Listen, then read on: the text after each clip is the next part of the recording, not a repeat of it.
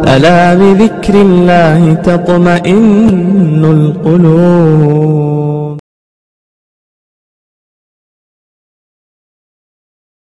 أعوذ بالله السميع العليم من الشيطان الرجيم. بسم الله الرحمن الرحيم. وقضى ربك ألا تعبدوا إلا إياه وبالوالدين إحسانا.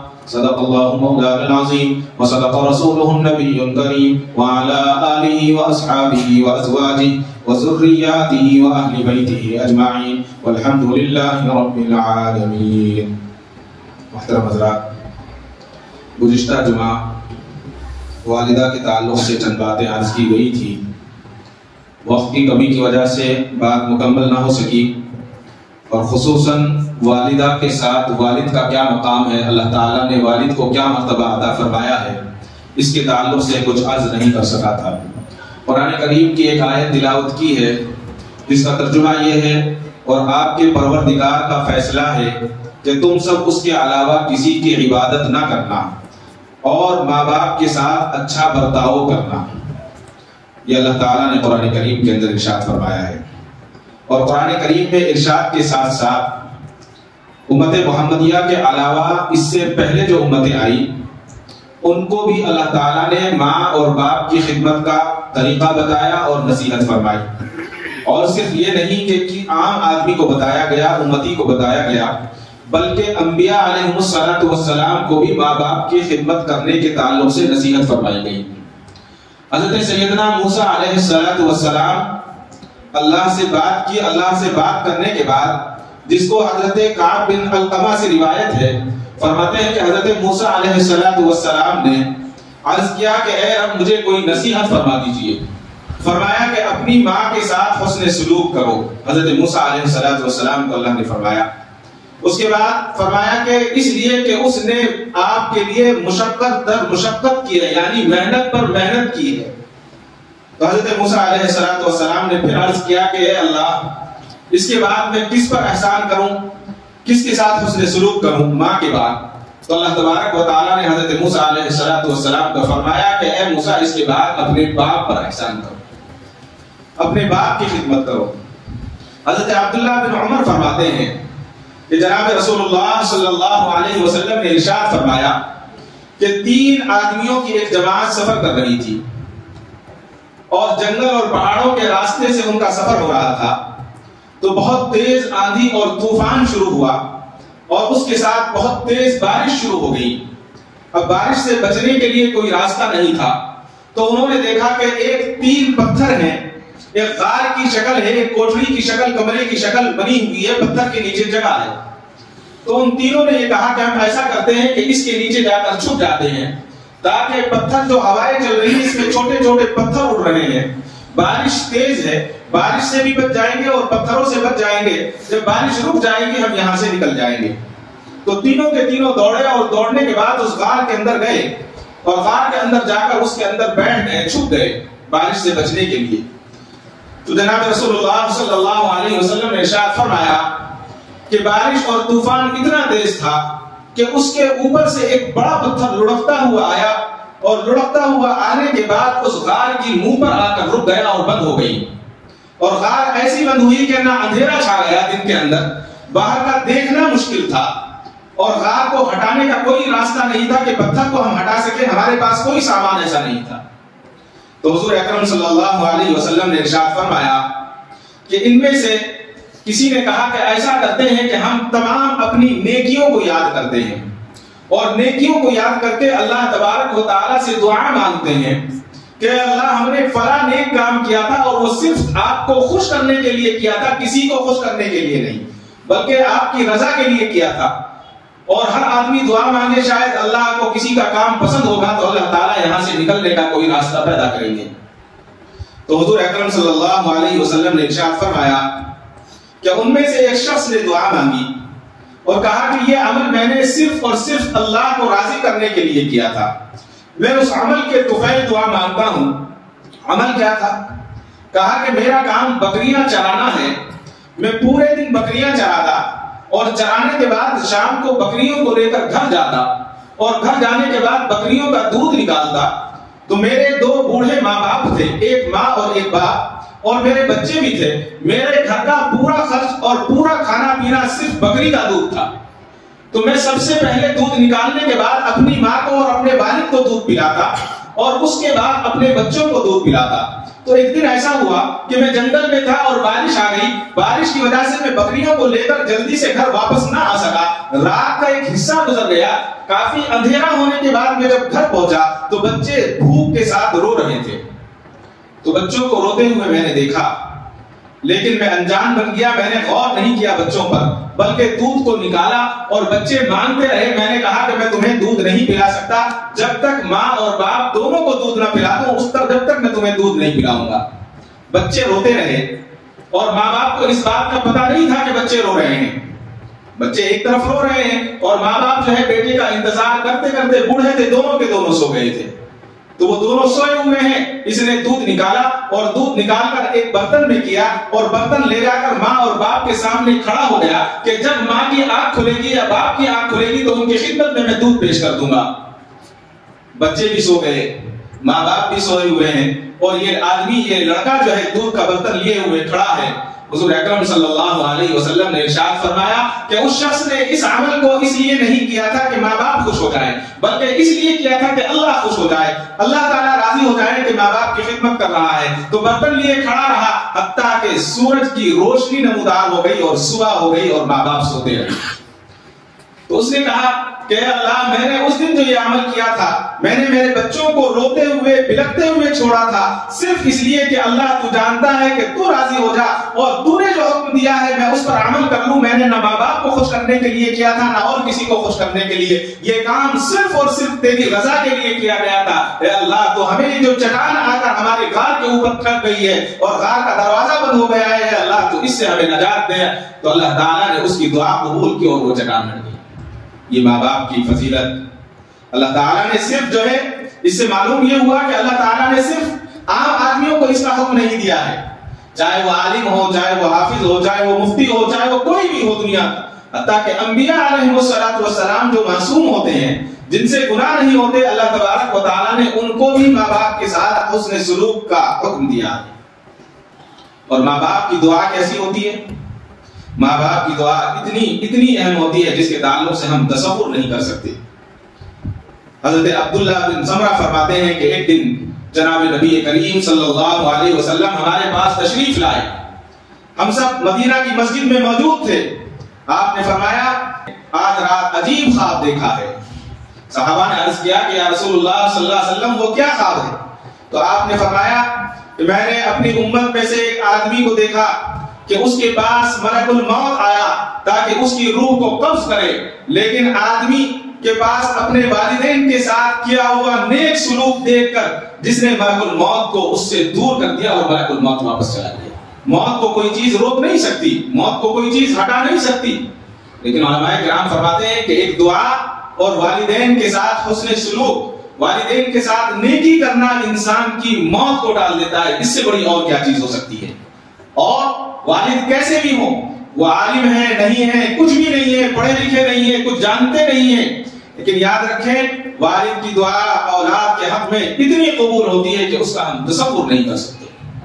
میرے والد محترم رحمت اللہ علیہ کی بات یاد آئی، انتقال سے تقریباً 1 مہینہ پہلے کھانا ہم کھا رہے تھے، کھانا کھاتے کھاتے میں نے ایسے ہی پوچھ لیا، میں نے کہا پہلے لوگ خانقاہوں میں جایا کرتے تھے دعا کرانے کے لیے، فلاں بزرگ کے پاس، فلاں بزرگ کے پاس، اور اب دور دور بہت کم ہے، کہیں کہیں دور نظر آتے ہیں، اب نظر نہیں آتے۔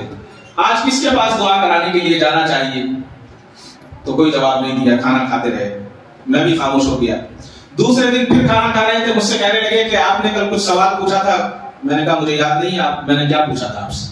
کہا کہ نہیں کل کچھ پوچھا تھا دعا کے تعلق سے۔ میں نے کہا جی ہاں، دعا کے تعلق سے یہ پوچھا تھا کہ کس خانقاہ میں جانا چاہیے، کس بزرگ کے پاس جانا چاہیے۔ تو پہلے ہنستے رہے، مسکراتے رہے، اور پھر مسکرا کر کہا کہ بھائی سب سے پہلی بات تو یہ ہے کہ اگر تمہاری ماں زندہ ہو تو سب سے بہتر اس سے دعا، اس سے بہتر دعا آپ کے حق میں کوئی نہیں کر سکتا، یا اگر تمہارا باپ زندہ ہے تو اس سے بہتر کوئی دعا نہیں کر سکتا۔ اور پھر فرمایا کہ اگر یہ دونوں زندہ نہیں ہیں تو تم اپنے گھر سے باہر نکلو، کوئی موز بکا رہا ہے، کوئی جام بکا رہا ہے، کوئی کچھ اور بکا رہا ہے، اگر وہ صحیح تول کر حلال طریقے سے کما کر اپنی نمازیں ادا کر رہا ہے اور اپنے بچوں کو حلال کھلا رہا ہے تو اس سے دعا کرا لو، اس سے بڑا بزرگ کوئی نہیں، اس سے دعا کرا لو، وہی کافی ہے۔ تم اس کے لیے سفر کرو، کہیں جاؤ، اس کی ضرورت نہیں ہے۔ اگر کوئی آدمی حلال کما کر اپنے بچوں کو کھلا رہا ہے تو آج کے دور میں وہی سب سے بڑا ولی ہے، وہی سب سے بڑا بزرگ ہے۔ بات سمجھ میں آتی ہے؟ حقیقت یہی ہے کہ ماں باپ سے بہتر دعا کوئی کسی کے لیے نہیں کر سکتا، اس لیے کہ جو اولاد کا درد ان کو ہوتا ہے کسی اور کو وہ درد نہیں ہوگا۔ لیکن یہ نااہلی کہیں گے، ناسمجھی کہیں گے کہ آج کے اس دور میں اولاد جو ہے وہ سمجھ نہیں پاتی ہے۔ اب حضرت عبد الرحمن نے بتایا کہ نبی پاک صلی اللہ علیہ وسلم نے فرمایا کہ والدین کی دعا اور والدین کے ساتھ حسن سلوک جو ہے وہ موت کو ٹال دیتا ہے۔ حضرت ابو درداء رضی اللہ تعالیٰ عنہ سے روایت ہے کہ نبی اکرم صلی اللہ علیہ وسلم نے ارشاد فرمایا کہ والدین کے ساتھ حسن سلوک کی وجہ سے جنت کا درمیان کا دروازہ، مین گیٹ، وہ کھلا رکھا جاتا ہے، کھلا رہتا ہے۔ بس جو ان کے ساتھ حسن سلوک کرے گا اس کے لیے کھلا رہے گا، اور جس نے نافرمانی کی اس کے سامنے کا جنت کا مین دروازہ اس کے لیے بند کر دیا جاتا ہے۔ بہت سارے واقعات ہمیں ملتے ہیں کہ والدین کی خدمت بزرگوں نے کیسے کی۔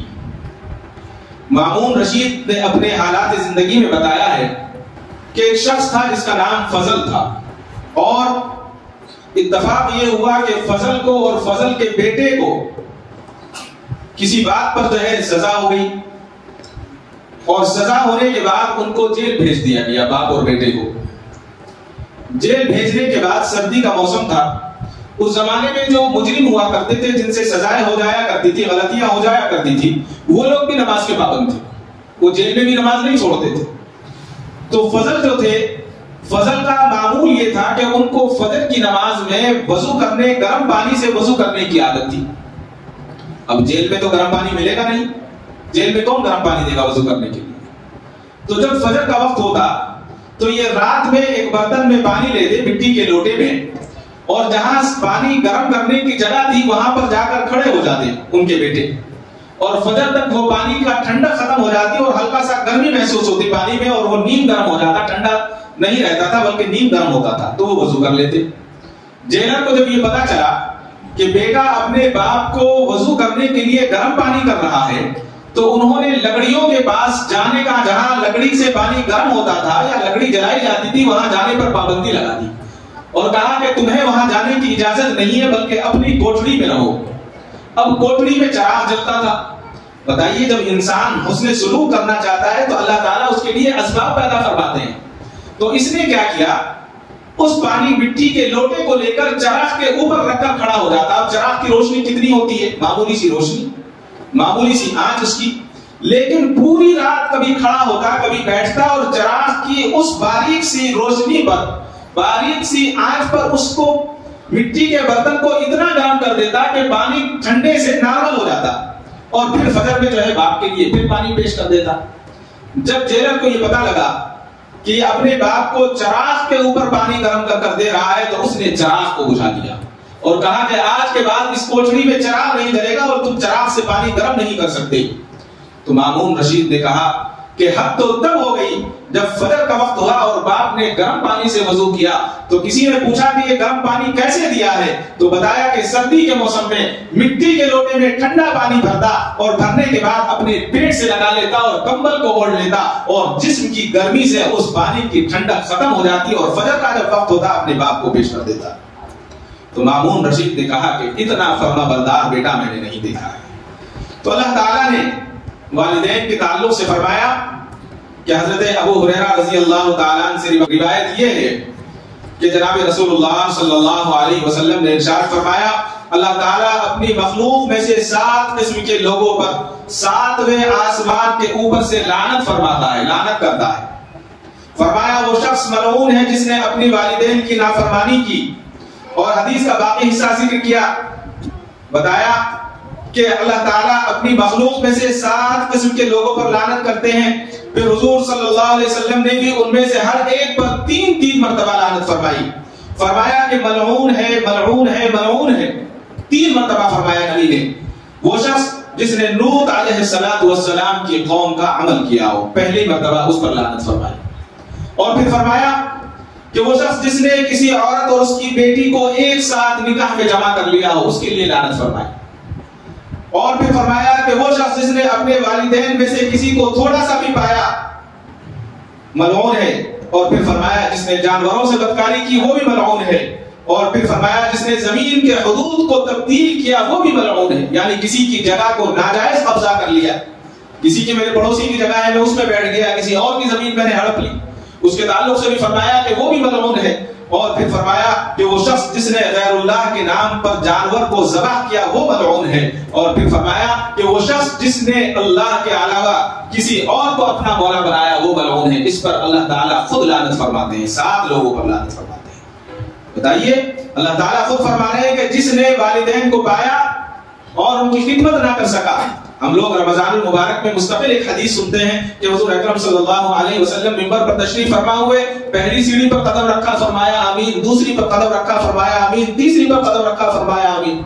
اس میں سے ایک یہ بھی ہے کہ حضور اکرم صلی اللہ علیہ وسلم نے فرمایا کہ حضرت سیدنا جبرائیل علیہ السلام نے ارشاد فرمایا جو اپنے والدین میں سے کسی کو پائے اور خدمت نہ کر سکے وہ جہنم کا حقدار ہے, اللہ کی اس پر لعنت ہے. تو اللہ کے نبی نے آمین فرمایا. بددعا جبرائیل کریں اور آمین نبی فرمائے, اس سے بڑی بددعا اور کیا ہو سکتی. اور اس سے بڑی چیز حضرت ابو ہریرہ رضی اللہ تعالیٰ عنہ سے روایت ہے, وہ نبی کریم صلی اللہ علیہ وسلم سے نقل کرتے ہیں, فرمایا اس شخص کی نماز قبول نہیں ہوگی جس پر اس کے والدین ناراض ہوں. ہم نماز بھی پڑھتے رہیں, قرآن بھی پڑھتے رہیں, دین کے کام بھی کرتے رہیں, عمرے پر بھی جائیں, حج بھی کریں, والدین ناراض ہوں, کیا فائدہ ہے؟ کوئی فائدہ نہیں, اللہ تعالیٰ قبول ہی نہیں کریں گے. ہاں اگر والدین ظالم ہیں تو پھر بات الگ ہے, پھر بات الگ ہے. وہ آپ کو دینی کام سے روکتے ہیں, نماز پڑھنے سے روکتے ہیں, زکات دینے سے روکتے ہیں, دینی امور سے روکتے ہیں, تو پھر اس کی اجازت نہیں دی گئی. لیکن یہاں فرمایا کہ والدین ناراض ہوں اور انسان نماز ادا کر رہا ہو تو اس کی نماز بھی اللہ تبارک و تعالیٰ پسند نہیں فرماتے, قبول نہیں فرماتے. اور پھر فرمایا کہ حضرت انس رضی اللہ تعالیٰ نے ارشاد فرماتے ہیں کہ جناب رسول اللہ صلی اللہ علیہ وسلم نے ارشاد فرمایا جس نے اپنے والدین کو راضی کیا اس نے اللہ کو راضی کیا, اور جس نے والدین کو ناراض کیا اس نے اللہ کو ناراض کیا. ہمیں کسی کو کہنے کی ضرورت نہیں ہے, کسی کو جھانکنے کی ضرورت نہیں ہے, صرف ہم اپنے اندر جھانکیں, اپنے اندر دیکھیں. اور اس سے زیادہ حضرت ابن محیی فرماتے ہیں کہ جو آدمی اپنے باپ کے آگے چلا گویا اس نے اس کی نافرمانی کی. اللہ تعالیٰ نے فرما دیا ہے کہ دیکھیے ادب کتنا بتایا کہ اگر والد کے آگے بیٹا چل رہا ہے تو یہ بھی نافرمانی ہے. جیسا کہ گزشتہ جمعہ میں نے بتایا کہ والد کے آگے قمیص کو جھاڑ نہیں سکتے, جبے کو آپ جھٹک نہیں سکتے, کہ اگر دھول اڑتی ہے تو وہ بھی نافرمانی میں شمار کیا گیا. ہاں اگر والد کے آگے اس لیے جا رہا ہے کہ آگے اندھیرا ہے, کوئی چیز نقصان نہ پہنچا دے, ان کو گر نہ جائے, کوئی تکلیف نہ پہنچ جائے, تو پھر اس کی اجازت دی گئی ہے. کہ اگر والد کے آگے اس لیے جا رہا ہے کہ آگے کوئی نقصان نہ ہو تو پھر ٹھیک ہے وہ چلا جا سکتا ہے. اور پھر آگے یہ تک فرمایا کہ والد کو ان کے نام سے سامنے نہیں پیچھے بھی اگر ان کا نام لیتا ہے تو یہ بھی بے ادبی ہے. اللہ کے نبی نے اس کی بھی اجازت نہیں دی, بلکہ کہا کہ ابا جان کہا جائے یا ابو جان کہا جائے, جو بھی کہتے ہیں. نام لینے کی بھی بے ادبی کہا گیا ہے اور اس کو نافرمانی میں شمار کیا گیا ہے. اور حضرت مجاہد فرماتے ہیں اولاد کے لیے مناسب نہیں ہے کہ وہ باپ کے ہاتھ کو روکے جب باپ اس کو مارنا چاہے. یعنی اگر کسی کا باپ کسی کو مار رہا ہے تو بیٹے کو اجازت نہیں ہے کہ وہ باپ کا ہاتھ روکے, یہ بھی نافرمانی میں شمار ہے. اور حضرت حسن بصری فرماتے ہیں کہ والدین سے قطع تعلقی کی انتہا یہ ہے کہ آدمی اپنے والد کے مقابلے بادشاہ کے سامنے یا عدالت کے سامنے جا کر اپنا مقدمہ پیش کر دے اور یہ کہتے ہیں کہ میرا باپ مجھے یہ چیز نہیں دے رہا ہے, یہ مال مجھے نہیں دے رہا ہے. اس سے بڑی لا تعلقی کچھ نہیں ہے. اللہ کے نبی نے اس پر لعنت فرمائی اور اللہ کے نبی نے ایسے بچوں پر جو ہے اللہ کے نبی کی جو ہے محبت کی نگاہ نہیں ہے. والدین کے تعلق سے آتا ہے کہ ایک آدمی نے حضرت حسن بصری رحمۃ اللہ علیہ سے پوچھا کہ یہ بتائیے والدہ کے تعلق سے تو سب بتاتے ہیں, والد کے تعلق کے لیے والد کی دعا کا کیا مقام ہے؟ ماں کی دعا کا ہم مقام روز سنتے ہیں, بتاتے ہیں. تو حضرت حسن بصری نے فرمایا کہ باپ یعنی والد کے دعا کا مقام یہ ہے کہ اس کی دعا نجات کا مرتبہ درجہ رکھتی ہے. یعنی اولاد کے حق میں جو باپ دعا کر دیتا ہے اللہ تعالیٰ اس دعا کو ہر حال میں قبول فرماتے ہیں. اور حضرت مجاہد نے فرمایا کہ والد کی دعا خدا تعالیٰ کے سامنے کوئی آڑ نہیں ہوتی, یعنی رکتی نہیں ہے. حضرت مجاہد فرماتے ہیں کہ 3 قسم کے کلمات ایسے ہیں جن کی اللہ کے سامنے رکاوٹ نہیں ہوتی: والد کی اولاد کے لیے دعا، اور مظلوم کی بد دعا، اور لا الہ الا اللہ محمد رسول اللہ کی گواہی۔ یہ 3 چیزیں ایسی ہیں کہ اللہ تبارک و تعالیٰ کی بارگاہ میں ڈائریکٹ پہنچتی ہیں اور اللہ تعالیٰ اس کو قبول فرماتے ہیں۔ کسی نے بہت اچھا کہا تھا، اے ضیا ماں باپ کے سائے کی ناقدری نہ کر، اے ضیا ماں باپ کے سائے کی ناقدری نہ کر، دھوپ بہت کاٹے گی جب یہ شجر کٹ جائے گا۔ حضرت ابو نوفل فرماتے ہیں کہ ایک آدمی حضرت عمر کی خدمت میں حاضر ہوا اور کہا کہ میں نے ایک شخص کو قتل کر دیا ہے۔ تو حضرت عمر نے فرمایا تو تباہ ہو جا، بھول کر جا، کیا تیرے والدین میں سے کوئی زندہ ہے؟ اس نے کہا کہ ہاں۔ فرمایا کہ تمہاری ماں زندہ ہے؟ کہا نہیں، خدا کی قسم میرا باپ زندہ ہے۔ فرمایا جا اس کے ساتھ حسن سلوک کر، اچھا معاملہ کر۔ پھر جب وہ جانے لگا تو حضرت عمر نے فرمایا مجھے اس ذات کی قسم جس کے قبضے میں عمر کی جان ہے، اگر ماں زندہ ہوتی اور یہ اس کی خدمت کرتا اور اس کے ساتھ اچھا معاملہ کرتا تو مجھے امید ہے اس کو آگ کبھی اپنا لقمہ نہ بناتی۔ اور حضرت ربیع بن حراش فرماتے ہیں کہ حضرت موسیٰ علیہ السلام نے عرض کیا کہ اے رب میں کس کے ساتھ نیک سلوک کروں تاکہ آپ کا فرما بردار بن سکوں؟ فرمایا اپنی ماں کے ساتھ حسن سلوک کر۔ پھر فرمایا کہ اپنے باپ کے ساتھ حسن سلوک کر۔ اگر تو اپنی ماں کے ساتھ حسن سلوک کرے گا اور اپنے باپ کے ساتھ حسن سلوک کرے گا تو اس کی برکت سے اللہ تبارک و تعالی اس کو اپنا فرما بردار بندہ بنا لیں گے۔ اللہ تعالیٰ اپنی باتوں پر عمل کرنے کی توفیق عطا فرما دیں گے۔ اس سے بہتر اور کیا؟ بہت آسان عمل ہے ہمارے لیے۔ جن کے والدین حیات ہیں اور جن کے والدین حیات نہیں ہیں ان کے لیے یہ ہے کہ وہ ان کے والدین کے رشتہ داروں کے ساتھ حسن سلوک کرے، ماں کے رشتہ داروں کے ساتھ حسن سلوک کرے، باپ کے رشتہ داروں کے ساتھ حسن سلوک کرے۔ جب وہ حسن سلوک کرے گا تو اللہ تبارک و تعالیٰ اس کے حسن سلوک کے بدلے اللہ تبارک و تعالیٰ وہی اجر عطا فرمائیں گے جو والد کے ساتھ یا والدہ کے ساتھ عطا فرماتے ہیں۔ ایک بہت ہی عبرتناک واقعہ حضور اکرم صلی اللہ علیہ وسلم کے زندگی میں رونما ہوا۔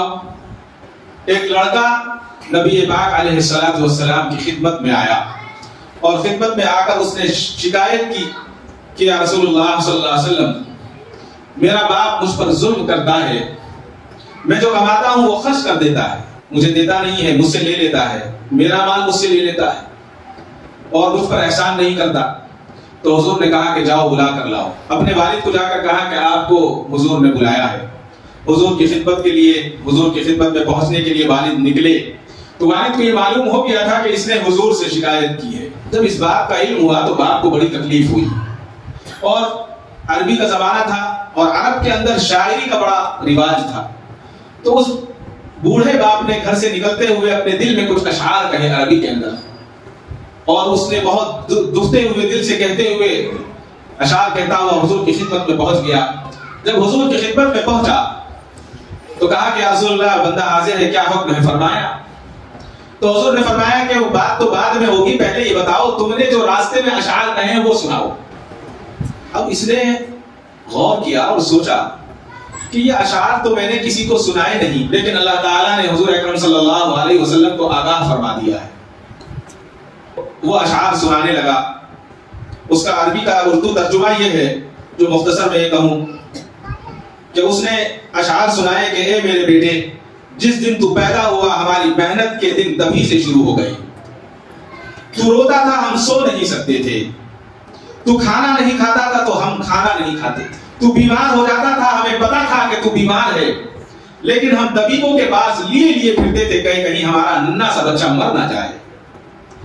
ہم گیلے بستر پر سوتے اور تجھے سوکھے بستر پر سلایا کرتے تھے۔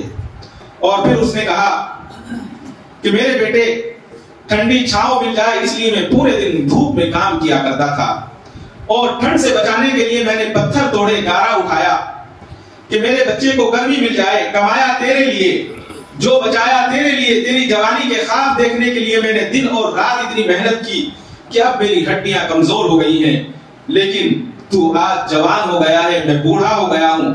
میں بوڑھا کیا ہوا ہوں کہ تو اکڑ کے چلنے لگا ہے، میں جھک گیا ہوں تو سیدھا ہو گیا ہے۔ میری خواہش اور امید تھی کہ اب تو ہرا اور بھرا ہو گیا ہے، چل اب زندگی کی آخری سانسیں تیری چھاؤں میں بیٹھ کر گزاروں گا، مگر یہ کیا کہ تیری جوانی آتے ہی تیرے تیور بدل گئے ہیں، تیری جوانی آتے ہی تیری امیدیں زیادہ ہو گئی ہیں، میری خواہش تھی کہ جب میں بوڑھا ہو جاؤں گا میرا جوان بیٹا مجھے ایک وقت روٹی دے گا تو میں اس کو کھا لیا کروں گا۔ اس واقعے کو جب ہم عربی میں پڑھتے ہیں کلیجہ منہ کو آتا ہے۔ اس شخص نے اشعار گنگنائے اور جب اس نے حضور اکرم صلی اللہ علیہ وسلم کو دیکھا تو نبی پاک صلی اللہ علیہ وسلم کی داڑھی مبارک تر ہو چکی تھی۔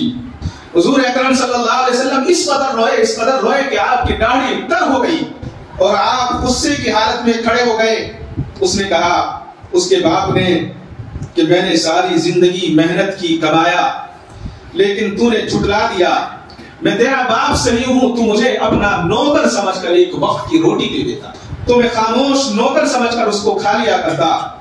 حضور روتے رہے اور اپنی جگہ سے کھڑے ہو گئے اور بیٹے کی طرف دیکھ کر تیز نظروں سے فرمایا کہ آج کے بعد میری نگاہ کے سامنے بتا، اور پھر فرمایا کہ تو اور تیرا سب کچھ تیرے باپ کا ہے۔